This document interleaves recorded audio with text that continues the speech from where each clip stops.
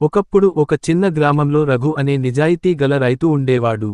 అతడు ఎప్పుడూ ధర్మం పాటిస్తూ, అబద్ధం చెప్పకుండా, ఎవరికీ అన్యాయం చేయకుండా జీవించేవాడు. గ్రామంలో చాలా మంది అతడిని చూసి ఆశ్చర్యపడి, ఈ రోజుల్లో ఎవరు నిజాయితీగా ఉంటారు అని వెక్కిరించేవారు. ఒకరోజు రాజు ఆ గ్రామానికి వచ్చి, అక్కడి ప్రజల నిజాయితీని పరీక్షించాలనుకున్నాడు. ఆయన ఒక పెద్ద వజ్రహారంను రహస్యంగా గ్రామ చౌరస్తాలో పడేశాడు. దాన్ని ఎవరు తీసుకుంటారో వారు నిజాయితీగలవారా కాదా అని పరీక్షించాలని అనుకున్నాడు. అదే సమయంలో రఘు అక్కడికి వచ్చి ఆ హారం చూశాడు. అతడు ఆలోచించాడు, ఇది నాది కాదు, ఎవరో కోల్పోయి ఉంటారు. దాన్ని తిరిగి యజమానికి అందించడం నా ధర్మం.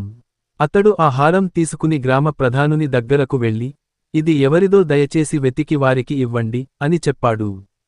ఆ విషయానికి రాజు విని చాలా సంతోషించాడు. వెంటనే రఘుని దగ్గరకు వచ్చి, రఘు, నీవు నిజమైన ధర్మవంతుడు. ధర్మో రక్షతి రక్షిత, ధర్మాన్ని కాపాడినవారిని ధర్మమే కాపాడుతుంది. ఈ రోజు నీ నిజాయితీ నిన్ను రాజ్యానికి ఆదర్శంగా నిలిపింది అని అభినందించాడు. రఘు నిజాయితీకి బహుమతిగా రాజు అతనికి బంగారం, భూములు ఇచ్చాడు. కాని రఘు అన్నాడు, మహారాజా, నాకది అవసరం లేదు.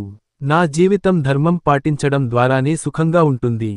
ఇలా ధర్మం కాపాడిన రఘు పేరు చిరస్థాయిగా నిలిచిపోయింది.